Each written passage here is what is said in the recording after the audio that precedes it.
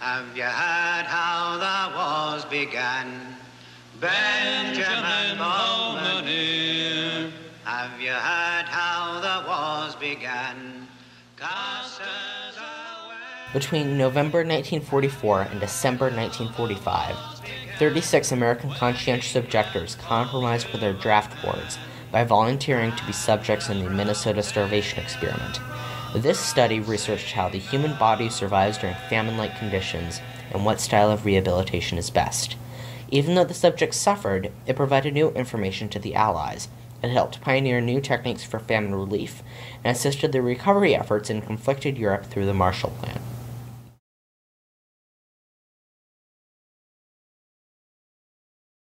A conscientious objector, or CO, is someone whose personal or religious beliefs of pacifism prevent them from fighting in any war. Many COs are part of historic peace churches, such as the Brethren, Mennonites, and Quakers. During World War II, conscientious objectors were persecuted by the army and shunned by the public. When the war was over, the American Friends Service Committee lobbied Congress to provide the option of alternate service for conscientious objectors in case war broke out again. Fears that the U.S. would have to go to war again escalated in 1939 and 1940 with Germany's invasion and occupation of Poland. Not wanting a scandal and requiring COs to fight, Congress passed the Selective Training and Service Act of 1940. This reinstated the draft with a clause that allowed COs to have alternate work options through the nearly created civilian public service. This clause was celebrated as a historic compromise between the U.S. government and COs. In order to get CO status, a man would have to go in front of a draft board and provide evidence as to why he should not serve. In World War II, conscientious objectors would either be deployed to do non-combat military work or at camps in the U.S.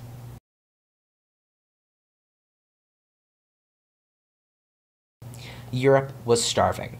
The Nazis' devastating hunger plan aimed to create space for German industry and German farmers by seizing land and factories and parsing them out to German citizens. It also cut food supply to occupied nations, creating massive famine. By the end of World War II, Nazi concentration camp Dachau had so little food that the prisoners just got 533 daily calories. For comparison, scientists currently recommend the average caloric intake should be 2,000 to 3,500 calories per day. People were also starving outside of concentration camps. During the siege of Leningrad, the people inside the city ate whatever they could find. They ate the zoo animals and traded their beloved pets between one another so they would not have to eat their own beloved creatures. They even ate wallpaper paste, as it was derived from potatoes. As the Allies began to win in Europe, they realized that there wasn't a lot of information on the rehabilitation of starved people. One of the men doing research into this was Ansel Keys, a physiologist and doctor. Keys had worked in Europe and at the Mayo Clinic before coming to the University of Minnesota, where he created the university's Laboratory of Physiological Hygiene in the basement of the now-demolished Memorial Stadium. He was known during World War II as the developer of paratrooper rations, later known as K-rations. Once he learned that research was needed into the effects of starvation, he submitted a proposal for the creation of the starvation experiment. Keys originally requested 45 volunteers, but settled for 36 qualified ones from a pool of 300 men. Before committing, the men read a pamphlet explaining what they would go through. The booklet was called "Will You Starve That They Be Better Fed?" Marshall Sutton, a test subject, recounts his experience via the BBC. I was a conscientious objector and refused to kill, but I wanted to experience a little risk, and that's why I volunteered. I was happy to do that. And so that commitment on the part of all of us was quite deep. We understood the nature of the experiment, and I think that gave us the power to go through it. The experiment lasted from November 1944 to December 1945.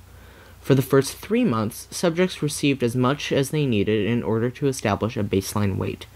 Keys drew up a weight loss graph based off the data gathered from the control period, and then came the grueling times.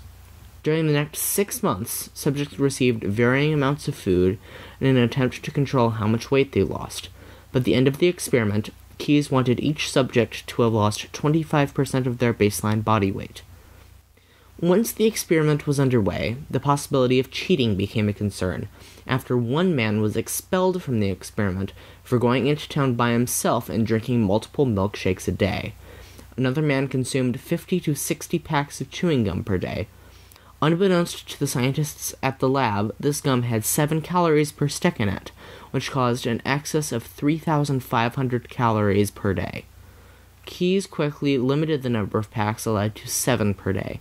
Due to the cheating that had happened, and in an attempt to curb any more desire to cheat, the men were partnered up in a buddy system. The following is a quote from Dr. Henry Blackburn, who worked with Keyes for many years.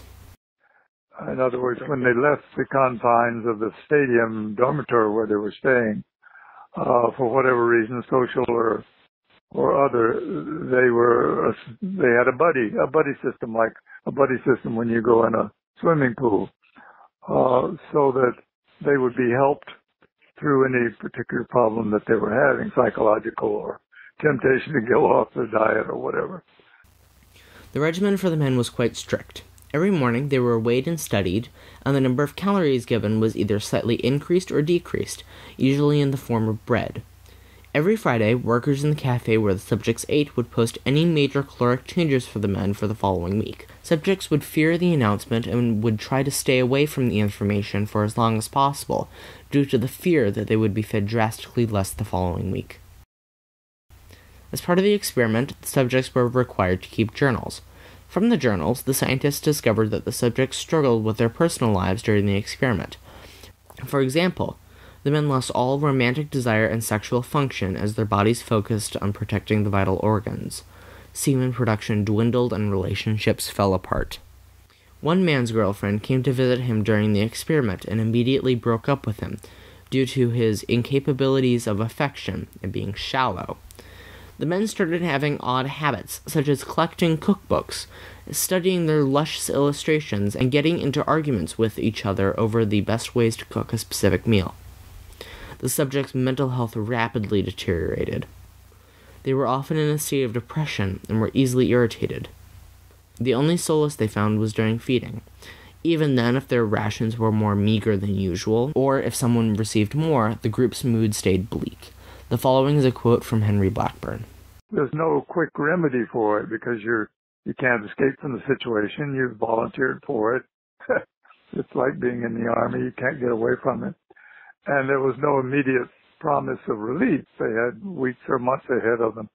So a few of them became quite desperate and either cheated or did more serious things, as you know.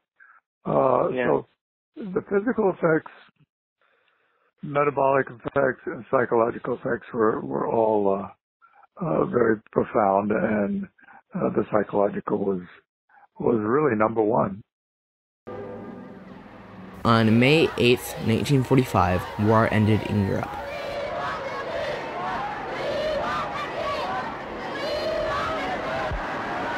On many a brilliant occasion in the past, the people of these great-hearted, unconquerable islands have swarmed outside the palace, but never was there a deeper, more heartfelt expression of joy than this. We had won through. Britain and the great family of Britain throughout the world rejoiced as never before.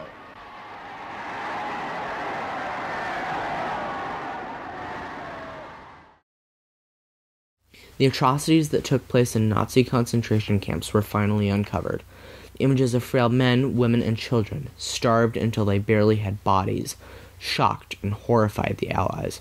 Keyes' group scrambled to create a pamphlet for relief workers in Europe, even though the experiment was not over. The book was titled Men and Hunger. Once the 6 months of semi-starvation were over, the subjects were divided into 4 groups. Each group had different amounts of calories given to them.